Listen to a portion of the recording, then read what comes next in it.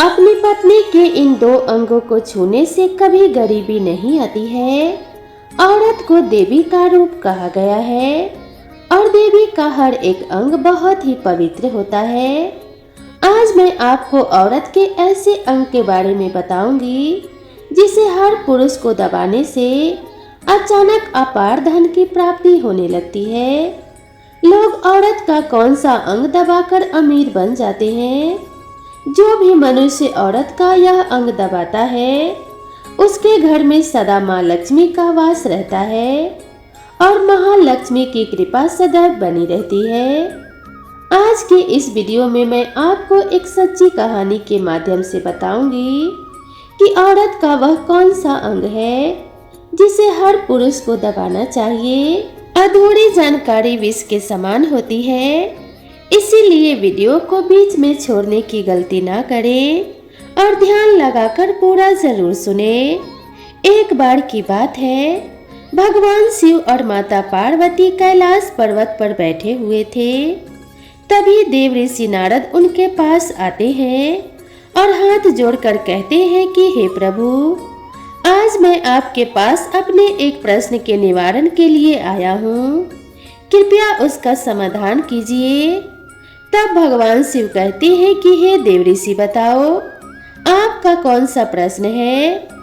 तब देव ऋषि नारद कहते हैं कि हे प्रभु, मुझे आपसे यह जानना है कि स्त्री के कौन से अंग को छूने से मनुष्य के घर में अपार धन की प्राप्ति होती है और माँ लक्ष्मी सदैव वहां पर निवास करती हैं। देव ऋषि नारद की बात सुनकर भगवान शिव उनसे कहते हैं कि हे देव ऋषि, आज मैं आपको एक कथा सुनाता हूँ, उसके माध्यम से आपको आपके सवालों का जवाब मिल जाएगा। फिर भगवान शिव ने देव ऋषि नारद को कथा सुनाना आरंभ किया और कहा कि हे देव ऋषि, एक गांव में मोहन नाम का एक व्यक्ति रहता था। वह अपनी पत्नी से बहुत ज्यादा परेशान था क्योंकि उसकी पत्नी बात बात पर हमेशा उसे ताना मारा करती थी और उससे कहती थी कि तुम्हारे पास है ही क्या, घर में खाने तक को कुछ नहीं है। उसके घर में बिल्कुल कंगाली छा गई थी, एक भी रुपया नहीं था और उसके घर में खाने के लिए अन्न का एक दाना तक नहीं था। एक तो घर में खाना नहीं था और ऊपर से पत्नी के ताने। इन सब से मोहन बहुत परेशान हो गया था। उसे समझ नहीं आ रहा था कि वह क्या करे और क्या ना करे। फिर एक दिन की बात है, मोहन अपने घर से निकलकर एक सुनसान रास्ते पर जाने लगा। वह उस सुनसान रास्ते पर चल ही रहा था कि उसे एक साधु तपस्या करते हुए दिखाई दिए। वह उस साधु के पास जाकर बैठ गया। जब साधु ने अपना तप खत्म किया तो मोहन उनके सामने जोर जोर से रोने लगा। साधु ने मोहन से कहा, बेटा, तुम्हें क्या परेशानी है, तुम क्यों रो रहे हो, आखिर तुम्हें कौन सी परेशानी सता रही है। तब मोहन ने साधु महाराज से कहा कि हे महात्मा, मेरे घर पर मेरी पत्नी है जो मुझे रोजाना ताना मारा करती है। मैं गरीब हूँ तो इसमें मेरा क्या कसूर है। मैं कितना भी कुछ कर लूं लेकिन धन कमा ही नहीं पाता। मेरा एक छोटा सा धंधा था, वह भी पत्नी के कलेश की वजह से चौपट हो गया है। वह दिन रात मुझसे झगड़ा करती है। अब तो मैं दाने दाने के लिए मोहताज हो गया हूँ। हमारे घर में खाने के लिए कुछ भी नहीं है, इसके अलावा पहनने के लिए वस्त्र भी नहीं है। लेकिन मैं अपनी पत्नी को समझाता हूँ कि वह मुझे ताने ना मारे, मुझसे झगड़ा ना करे, लेकिन वह बिल्कुल भी नहीं मानती है। हे महात्मा, इसी वजह से मैं बहुत ज्यादा परेशान हूँ।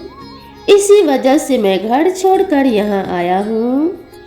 मोहन की बात सुनकर साधु महात्मा कहते हैं, मत रो बेटा, आज मैं तुम्हें एक काम की बात बताने जा रहा हूँ जो तुम्हारी किस्मत को चमका देगा।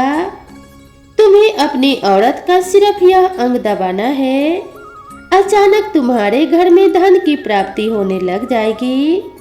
तुम देखते ही देखते अमीर बन जाओगे।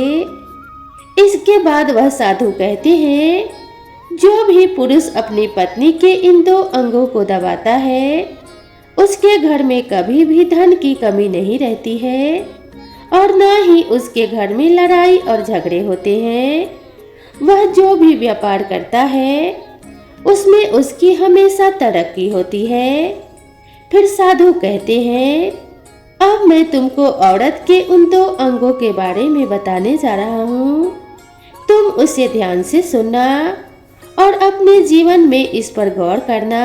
साधु महात्मा की बात सुनकर मोहन उनसे कहता है, जितना जल्दी हो सके मुझे उन अंगों के बारे में बता दीजिए। तभी वह साधु मोहन को एक कहानी सुनाते हैं और बताते हैं कि एक नगर में एक किसान रहता था। उसके बहुत सारे खेत थे, जिस पर वह दिन रात मेहनत किया करता था। उस किसान के घर में उसकी पत्नी रहा करती थी। उस किसान और उसकी पत्नी में आपस में बहुत ज्यादा प्रेम था। उसके घर में किसी भी प्रकार का लड़ाई झगड़ा या कलेश नहीं होता था। इसी वजह से उसके घर में सदैव महालक्ष्मी का वास रहता था और उसके खेतों में इतना ज्यादा पैदावार होती थी कि वह दिन प्रतिदिन और ज्यादा अमीर होता जा रहा था। उस किसान और उसकी पत्नी में इतना प्रेम था कि आसपास के लोग उन्हें देखकर जल जाया करते थे। धीरे धीरे उसके पूरे गांव के लोग यह जान गए थे कि किसान और उसकी पत्नी में बहुत ज्यादा प्रेम है। धीरे धीरे यह बात उस नगर के राजा तक पहुंच गई। किसान और उसकी पत्नी की बात जब राजा के पास पहुंचती है, तो राजा भी उनके प्रेम की काफी ज्यादा तारीफ करते हैं और वह सभी से बताते हैं कि हमारे नगर में एक किसान और उसकी पत्नी रहते हैं, जिनमें कभी भी लड़ाई झगड़ा नहीं होता है। उन दोनों में आपस में इतना ज्यादा प्रेम है कि मैंने ऐसा प्रेम अपनी जिंदगी में कभी नहीं देखा है। एक बार की बात है, राजा पूरे नगर में ढिंढोरा पिटवा देता है कि नगर में जितने भी लोग हैं, वह सभी अपने घर में घी का दीपक जलाएंगे। रानी राजा से पूछती है कि आप ऐसा क्यों कर रहे हैं, सबके घर में घी का दीपक क्यों जलवा रहे हैं। तब राजा अपने रानी की बात सुनकर कहते हैं कि हे रानी, दीपक प्रेम की निशानी होता है। जिसके घर में घी का दीपक जलता है, उसके घर में सदैव प्रेम बना रहता है। और मैं चाहता हूँ कि जो प्रेम किसान और उसकी पत्नी के घर में है, वह हमारे पूरे नगर में रह रहे हर पति पत्नी के बीच हो। इसीलिए मैं हर घर में दीपक जलाना चाहता हूँ। राजा के सैनिक जाते हैं और नगर में हर जगह ढिंढोरा पीट देते हैं और कहते हैं कि सभी के घर में रात भर घी का दीपक जलना चाहिए। राजा की बात मानकर सभी नगरवासी अपने घर में घी का दीपक जला देते हैं। लेकिन जैसे ही आधी रात होती है, तो सभी के घर के दीपक बुझ जाते हैं, लेकिन किसान के घर का दीपक वैसे ही जलता रहता है। दीपक हमेशा किसान की पत्नी जलाती थी, लेकिन वह किसान की बात नहीं मानती थी। वह हमेशा अपनी मनमानी करती थी। उसका जो भी मन करता था, वह वही काम किया करती थी। लेकिन किसान को इस बात का कोई भी अफसोस नहीं होता था, क्योंकि किसान बहुत समझदार था। किसान सोचता था कि यदि मैं अपनी पत्नी को रोक टोक करूंगा, तो घर में बेवजह की लड़ाई झगड़े होंगे। किसान इसी वजह से अनदेखा करता था कि उसके घर में प्रेम बना रहे। राजा अपने महल को छोड़कर पूरे नगर का नजारा देख रहे थे। तब उन्होंने देखा कि पूरे नगर में किसी के भी घर में दीपक नहीं जल रहा है, लेकिन किसान के घर में दीपक जल रहा है। तब राजा अपनी रानी से कहता है कि देखो रानी, किसान और उसकी पत्नी के घर में दीपक जगमगा रहा है, लेकिन पूरे नगर में कहीं भी दीपक नहीं जल रहा है। इसी से पता लगता है कि किसान और उसकी पत्नी में कितना प्रेम है। तब राजा रानी से कहती है कि जो प्रेम किसान और उसकी पत्नी में है वह किसान की पत्नी की वजह से है, और इसी वजह से उसके घर में इतना ज्यादा प्रेम है। जब राजा रानी की बात को सुनता है तो कहता है कि नहीं रानी, तुम्हारा सोचना गलत है। जो प्रेम किसान के घर में है वह उसकी पत्नी की वजह से नहीं, बल्कि वह किसान की वजह से है। फिर रानी कहती है कि किसान की पत्नी बहुत ज्यादा समझदार है, आपका सोचना गलत है, और यही वजह है जो कि उनके घर में कभी भी लड़ाई झगड़ा नहीं होता है। फिर राजा कहता है कि किसान समझदार है, और रानी कहती है कि किसान की पत्नी समझदार है। और इसी तरह कुछ देर तक चलता रहा, और इसी बात को लेकर राजा और रानी के बीच में काफी झगड़ा हो गया। इसके बाद रानी ने राजा की दाढ़ी उखाड़ ली और राजा ने रानी को उठाकर पटक दिया। इसके बाद राजा कहता है कि हम लोगों को झगड़ा करने की जरूरत नहीं है, क्योंकि हम किसान और उसकी पत्नी की परीक्षा ले लेंगे। सारा दूध का दूध और पानी का पानी हो जाएगा। लड़ाई करने के बाद इस बात पर राजा और रानी दोनों सहमत हो गए और दोनों की परीक्षा लेने के लिए तैयार हो गए। तब राजा अपने महल में जाता है और एक पुरुष सैनिक को बुलाता है और पुरुष सैनिक से कहता है कि तुम किसान के पास जाओ और जो सवाल मैं तुमसे बोल रहा हूँ वही सवाल तुम किसान को बोल देना। वह पुरुष सैनिक बोलता है कि ठीक है महाराज। वह सैनिक राजा की बात सुनकर किसान के पास जाता है। उस समय किसान की पत्नी खेतों में गई हुई थी, लेकिन किसान की कुछ तबीयत ठीक नहीं थी, इसी वजह से वह खेतों पर नहीं गया था। उस समय वह सैनिक किसान के घर पहुंच जाता है और किसान से कहता है, मैं राज दरबार से आया हूँ, राजा साहब ने मुझे आपके पास भेजा है। सैनिक की बात सुनकर किसान कहता है, बताइए मैं आपकी क्या सेवा कर सकता हूँ। आप बैठ जाइए, मैं आपके लिए पानी लेकर आता हूँ। तभी वह सैनिक बोलता है कि नहीं, तुम कुछ भी मत लाओ, मैं राजा का सैनिक हूँ, बस आपके पास राजा का समाचार लेकर आया हूँ। तब किसान कहता है कि ठीक है, आप मुझे बताओ कि राजा साहब ने मेरे लिए क्या समाचार भेजा है। फिर सैनिक कहता है कि किसान, राजा साहब ने यह बोला है कि यदि तुम अपने पत्नी को छोड़ देते हो तो राजा साहब आपको बहुत सारे हीरे जवाहरात और साथ में तुम्हारी जमीन से 2 गुना ज्यादा जमीन राजा साहब आपको इनाम में दे देंगे। इसके अलावा राजमहल का आधा हिस्सा भी आपको दे दिया जाएगा। लेकिन जो किसान ने जवाब दिया वह सुनने लायक है। किसान ने कहा, राजा साहब अपना पूरा राजमहल मुझे क्यों ना दे दे, लेकिन मैं अपनी पत्नी को नहीं छोड़ूंगा। जाओ और अपने राजा से कह दो किसान ने ऐसा कहा है। फिर सैनिक जाता है और राजा को सारी बातें बताता है। उसी समय रानी वहां पर सैनिक की बात सुन रही थी। बातें सुनने के बाद रानी ने राजा से कहा, आपने किसान की तो परीक्षा ले ली, लेकिन किसान की पत्नी की परीक्षा नहीं ली। इस तरह से हम कैसे पता कर सकते हैं कि कौन समझदार है और कौन समझदार नहीं है। इसके बाद रानी ने कहा कि अब मैं भी किसान की पत्नी की परीक्षा लेना चाहती हूँ।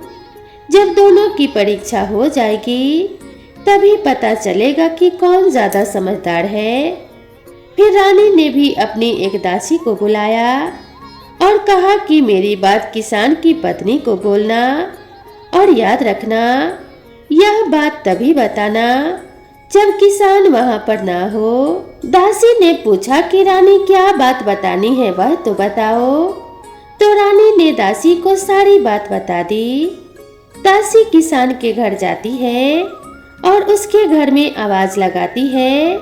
तो उसके घर से किसान की पत्नी निकल कर आती है और कहती है, बताओ क्या हुआ, क्यों ढिंढोरा पीट रही हो। तो दासी ने कहा कि मैं राजमहल से आई हूँ और मुझे रानी ने भेजा है।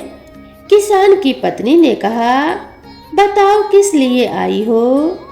तब दासी ने कहा, रानी ने बोला है कि यदि तुम अपने किसान तब दासी ने कहा कि रानी ने बोला है कि यदि तुम अपने पति किसान को मार देती हो तो आपको रानी बहुत सारे हीरे जवाहरात देंगी और साथ में राजमहल का आधा हिस्सा भी आपको मिलेगा।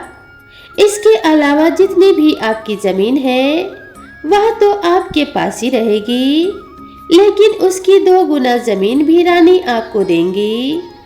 यह बात सुनकर किसान की पत्नी तैयार हो जाती है और कहती है कि ठीक है, यदि मुझे रानी साहिबा इतना इनाम देंगी तो मुझे मंजूर है, मैं अपने पति को मार दूंगी। तब दासी पूछती है कि रानी को कैसे पता चलेगा कि आपने अपने पति को मार दिया है।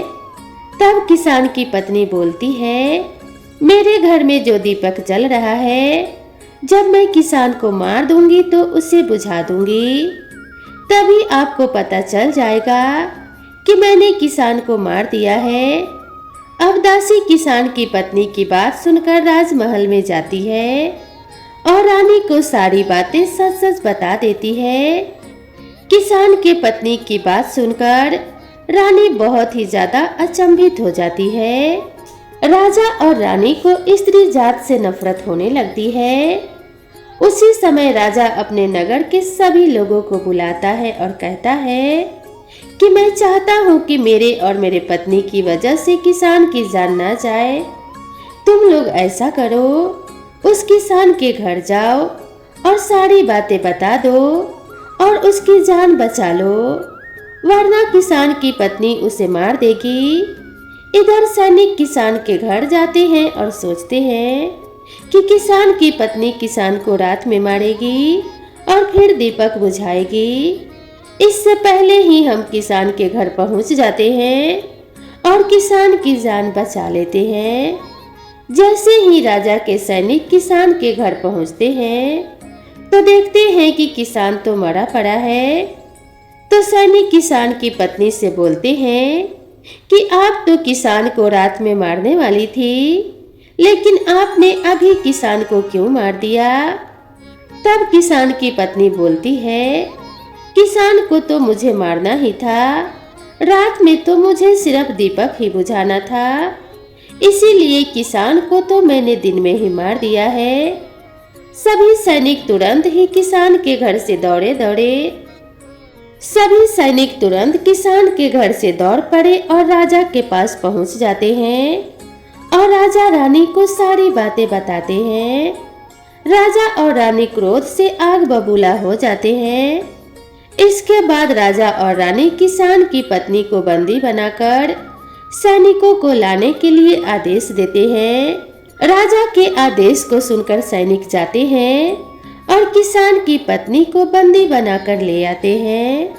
राजा किसान की पत्नी से पूछता है कि ऐसा तुमने क्यों किया, तुम लालची औरत हो और तुम्हें पैसों से ही प्यार है।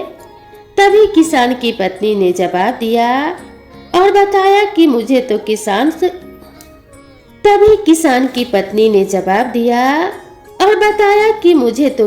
को पहले ही मारना था, वह तो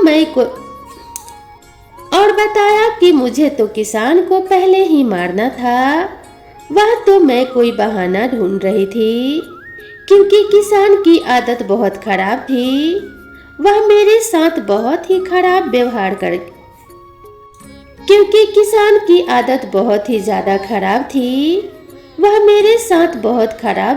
किया करता था। तो राजा ने कहा कि किसान ऐसा क्या करता था।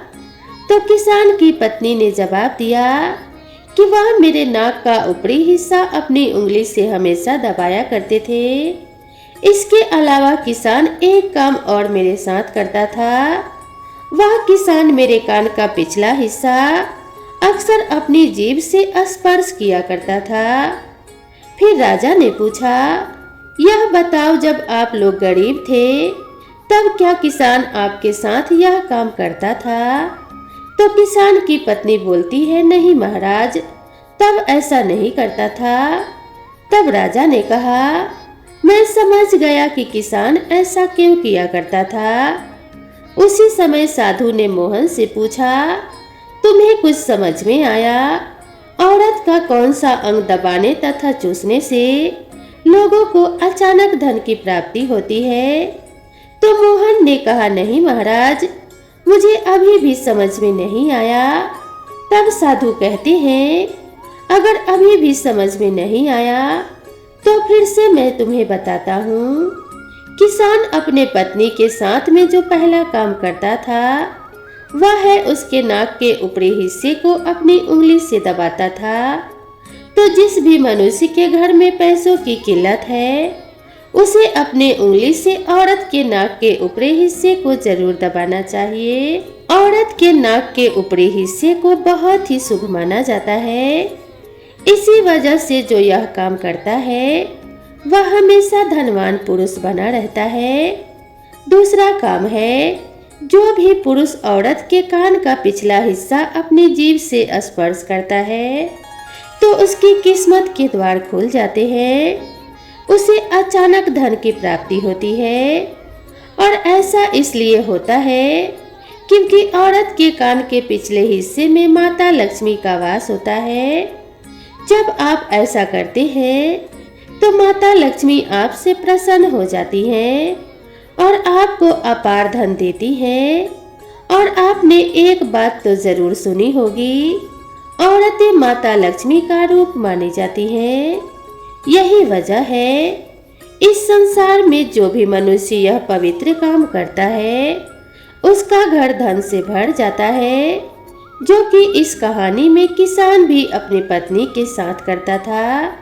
लेकिन आप जब भी ऐसा काम करें तब आपको अपने पत्नी को पूरी बात बता देना चाहिए, अन्यथा आपके जीवन में भी ऐसा अनर्थ हो सकता है। इसके बाद वह साधु मोहन से कहते हैं कि बेटा, अब तुम्हें कुछ समझ में आया? तब मोहन कहता है कि हाँ महाराज, अब मुझे सब कुछ समझ में आ गया। फिर भगवान शिव देव ऋषि नारद से कहते हैं कि हे देव ऋषि, क्या आपको आपके सवालों का जवाब मिल गया है? तब देव ऋषि नारद कहते हैं कि हाँ प्रभु, आपका बहुत बहुत धन्यवाद। आज आपने मानव कल्याण के लिए बहुत ही अच्छा संदेश दिया है। तो दोस्तों, अगर आपको यह वीडियो पसंद आई हो तो वीडियो को एक लाइक करना ना भूलें और चैनल पर पहली बार आए हैं तो चैनल को सब्सक्राइब जरूर करें। तो मिलते हैं इसी तरह की नेक्स्ट वीडियो में, तब तक के लिए नमस्कार।